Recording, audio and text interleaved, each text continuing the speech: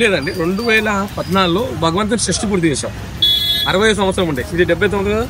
అయితే ఆ సంవత్సరం మేము హైట్ తగ్గిస్తానన్నప్పుడు అందరు ప్రజలు ఒప్పుకోలేదన్నమాట. కాబట్టి ఏంటంటే మళ్ళీ హైట్ ఏం తగ్గించలేదు, కంటిన్యూ అవుతుంది. ఈ సంవత్సరం 70 సంవత్సరాలు 70 అడుగుల కాన్సెప్ట్ని ముందుకెళ్ళి 2 రోజులు ముందు రెడీ చేస్తాం భక్తుల కోసం. 2 రోజుల ముందు కూడా ఎందుకు అనుకోవచ్చు అంటే 10 రోజులు భక్తుల మధ్య వచ్చే సంఖ్య పెరుగుతుంది. అప్పుడు చూడాలంటే కూడా సమయం సరిపోవట్లేదు. కాబట్టి 2 రోజుల ముందు వచ్చి మీరు భగవంతుని దర్శించుకోవచ్చు.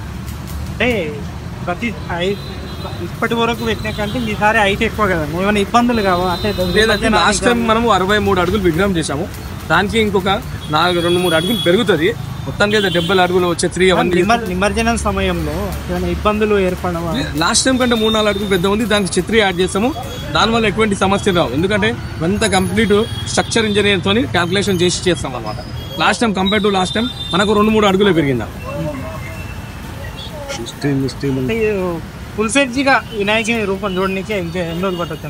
నేను చెప్తాను, వినాయక చవితి ఇప్పుడు ఇంకొక ఫస్ట్ తర్వాత మీరు చూసినట్టయితే మట్టి పనులు స్టార్ట్ అయ్యాయి. మట్టి పనులు కూడా శరవేగంతో 30 రోజుల సమయం ఉంది. ఈ రోజుకి 43 రోజుల సమయం ఉన్నది. మనము ఎవరైతే ఫస్ట్ వరకు తమిళనాడు, ఒరిస్సా సంబంధించిన కళాకారులు వచ్చేస్తారు. వాళ్ళు వచ్చిన తర్వాత చాలా స్పీడ్గా వర్క్ అవుతుంది. ఎందుకంటే ఆ రోజు కూడా 80 మంది వర్క్ చేస్తారు అనమాట. ఎట్లా 80 మంది అంటే కార్పెంటర్లు ఒరిస్సా, తమిళనాడు, దాంతోపాటు వెళ్తారు 80 మంది ఎట్ ఏ టైం పనిచేస్తారు. కాబట్టి ఇంకా తొందరగా అవకాశం ఉన్నది. ఓపెనింగ్ అంటే విఐపీలు ఎవరు రాబోతున్నారు? అందరినీ వస్తారండి. ముఖ్యంగా ఫస్ట్ పూజలాగా గవర్నర్ గారు వస్తాను, సెకండ్ వచ్చేసేమో మన ముఖ్యమంత్రి గారు వస్తాను, గణేష్ ఉత్సవ కమిటీ అధ్యక్షులు దానం నాగేందర్ గారు, వారితో పాటు ఖైరతాబాద్ కార్పొరేటర్ విజయారెడ్డి గారు, సెంట్రల్ మినిస్టర్ కిషన్ రెడ్డి గారు, మరి అదేవిధంగా చింతల రామచంద్రారెడ్డి గారు, మన విష్ణువర్ధన్ రెడ్డి గారు, ముఖ్యంగా ఖైరతాబాద్ ఎక్స్ కార్పొరేటర్ కృష్ణ యాదవ్ గారు, వీళ్ళందరూ మొదటి పూజ పాల్గొని బస్తీ పెద్దలు కూడా బస్తీ యువకులు అందరూ పాల్గొని ఈ మొదటి పూజ అనేది చేస్తారనమాట. అంటే వినాయకుని రెడీ చేయడానికి అంటే ఈ స్టీల్ ఎంత పడుతుంది? చూడండి, స్టీల్ వచ్చి ఒక 20 టన్నుల పైన స్టీల్ పడుతుంది. 20 టన్నుల పైన ఇప్పటిదాకా అయింది. ఇంకా ముందు ఎంత అవుతుందో ఇంకా చెప్పలేము. దానికి అన్ని సపోర్ట్, ఎందుకంటే పెద్ద విగ్రహం కాబట్టి ఇంకెంత పడుతుందో చెప్పలేము. 20 టన్నుల పైన ఇప్పటిదాకా స్టీల్ అయింది. మట్టి ఎక్కడి నుంచి తీసుకొస్తారు? రాజస్థాన్ క్లే అనే పౌడర్ ఉంటుందండి. ఎప్పుడైతే వాటర్ వచ్చి చూడండి ఒకసారి, దాని పౌడర్ ఉంటుంది. దాన్ని ఎప్పుడైతే మీరు మిక్స్ చేస్తే బంకమట్టి రూపం వస్తుంది. దానికి మనం వరిగడ్డి, వరి పొట్టు, జూట్ బ్యాగ్ రా మెటీరియల్ చేయడం వల్ల స్ట్రాంగ్ అవుతుంది.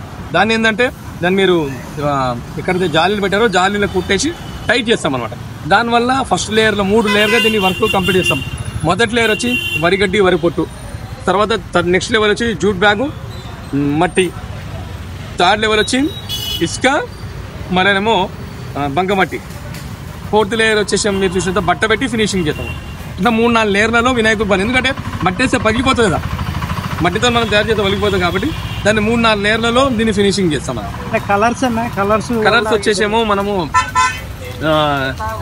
వాటర్ ఎండమైన పెయింట్స్ వాడతాం అనమాట. దానివల్ల కూడా ఎటువంటి పొల్యూషన్ ఉండదు. మన వినాయకుడు దాన్ని వాటర్ యాడెడ్ పెయింట్స్ చేస్తాము. అదేవిధంగా దాంతోపాటు కూడా ఎటువంటి మన ఆయిల్ బెక్స్ అనే ఆయిల్ పెయింట్స్ అనేది వాడమన్నమాట. దానివల్ల అది భీమేష్ అనే కళాకారుడు, ఆయన గొల్లెపాలెము వెస్ట్ గోదావరి డిస్ట్రిక్ట్ ఉన్నది, అక్కడ నుంచి వస్తారన్నమాట. మన షెడ్ వేసే వాళ్ళు ఆదిలాబాద్ నుంచి వస్తారు. వెల్డింగ్ చేసేవాళ్ళు మన ఆంధ్రప్రదేశ్, అది కూడా ఆంధ్రప్రదేశ్ వాళ్ళ నుంచి వస్తారు. పెయింటర్స్ అట్లా వివిధ రాష్ట్రాల నుంచి వస్తారు. తమిళనాడు, ఒరిస్సా, మహారాష్ట్ర, 4 రాష్ట్రాల వాళ్ళు మట్టిలో తయారు చేసే వాళ్ళు వస్తారు. ప్రధానంగా పూర్తిగా విగ్రహం రెడీ అయ్యేసరికి ఎంత ఖర్చు అవుతుంది అన్న? దాదాపు 80 లక్షల పైన ఖర్చు అవుతుంది. అదేంటంటే దాని ఒక అడ్వర్టైజ్మెంట్ ఉంటుంది. ఇక్కడ వచ్చే హుండీలలో వచ్చే డబ్బులతోనే రీపేమెంట్ చేస్తారు. అంటే ప్రతిసారి డబ్బులు ఖర్చు అయిపోతాయని ఉంటాయి? లేదు, ఏం నిలువ అనేది ఇప్పటిదాకా ఏం లేదండి. అదే ఇప్పుడు ఈ గొడవల కారణం కూడా అదే అనమాట. సో ఎటువంటిది ఇన్ని సంవత్సరాల నుంచి కూడా ఏం లేదు నిలువ. దీని తర్వాత కూడా మిగిలిన బడ్జెట్తో కంప్యూటర్ క్లాసెస్ నడిపిస్తాము, సీతారామ కళ్యాణం చేస్తాము, మన నవరాత్రులు చేస్తాము, శివరాత్రి చేస్తాము, హోలీ పండుగ, అట్లా గణేశోత్సవం సంవత్సరం పొడుగున ఏదో ఒక కార్యక్రమం నడుస్తూనే ఉంటుంది. వినాయక చవితి కాగానే 15 రోజులు గ్యాప్ ఉంటుంది. దాని తర్వాత నవరాత్రులు చేస్తాం, 9 రోజులు భగవంతుడికి అమ్మవారికి పూజలు చేస్తాం, దాని తర్వాత బతుకమ్మలు చేస్తాం. దాంతోపాటు 20 సంవత్సరాల నుంచి గణేష్ ఉత్సవ కమిటీ ఆధ్వర్యంలో ఉచిత కంప్యూటర్ శిక్షణ కేంద్రం నడుస్తూనే ఉంది. అంటే ప్రధానంగా ఖైరతాబాద్ గణేశుడు అంటే యావత్తు దేశవ్యాప్తంగా ఉండే వాళ్ళు చూస్తారు, వాళ్ళందరికీ ఏం చెప్తారన్న ఈసారి? చూడండి, పవర్ఫుల్ వినాయకులు అందరూ వచ్చే వినాయకుని దర్శించేటప్పుడు మ్యాక్సిమం వెహికల్స్ అవాయిడ్ చేసి మెట్రో రైన్లో రావాలి.